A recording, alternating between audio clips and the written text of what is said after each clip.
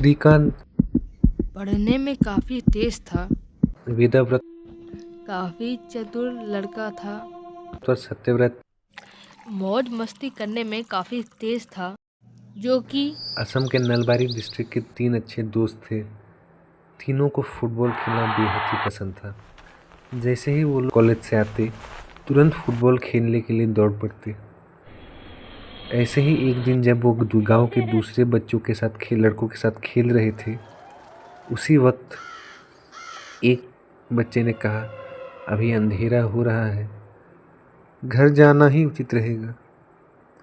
असल में गांव में एक कहावत थी कि जैसे ही रात का समय होता है, एक मरे हुए व्यक्ति की आत्मा घर घर जाकर शराब की बोतल मांगती है।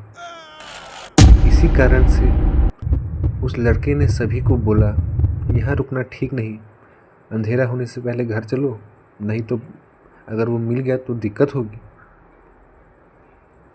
फिर भी श्रीकांत नहीं माना।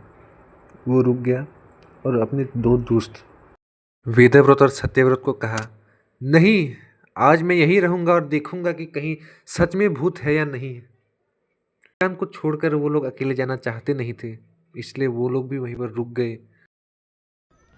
इसी कारणवश पार्क में बैठे अन्य बच्चे अपने घर की ओर भागने लगे। उन्हें 10 मिनट तक इंतजार किया और जब संपूर्ण रूप से अंधेरा हो चुका था, श्रीकांत ने बोला कि देखो, कुछ नहीं है, तुम लोग बेकार में डर रहे थे यार। खुद तुम लोग स्पष्ट रूप से देख सकते हो कि अभी तक एक भी भूत नहीं आया। यह सब गांव वालों की बनी बनाई बातें हैं, असल में ऐसा कुछ भी नहीं है। यह सुनकर सभी दोस्त हंसने लगे और सब ने बोला कि चलो अब घर चलते हैं, नहीं तो घर में बहुत डांट पड़ेगी और पेट में चूहे भी कूद रहे हैं। श्रीकांत ने तभी बोला, हाँ यार चलो, मेरी तो माँ मुझे कहती थी कि मेरे दादाजी भी बहुत पीते थे, लेकिन इसका मतलब यह थोड़ी है कि मेरे दादाजी ही अभी सबके घर घर जाकर शराब मांगते हैं। घर पहुंचकर श्रीकांत ने अपने कॉलेज के सभी कामों को ख़त्म किया, खाना भी खा लिया और बिस्तर की ओर जाने लग गया।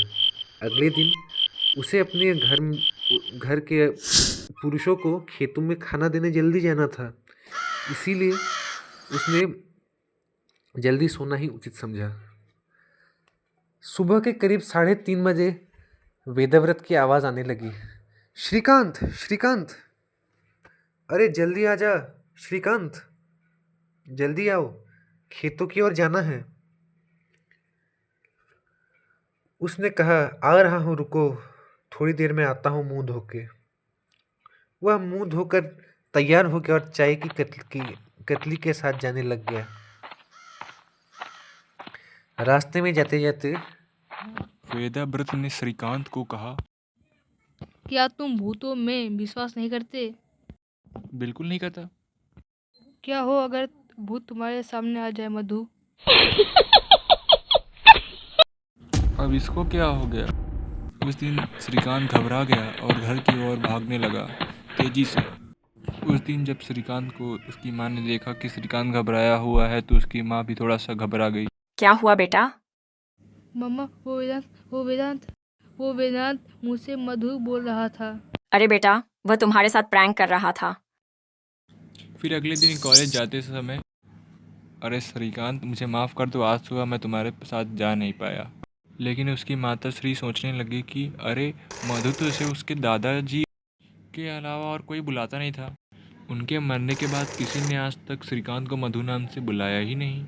अगर उस दिन सुबह वेदाव्रत नहीं था तो कौन था?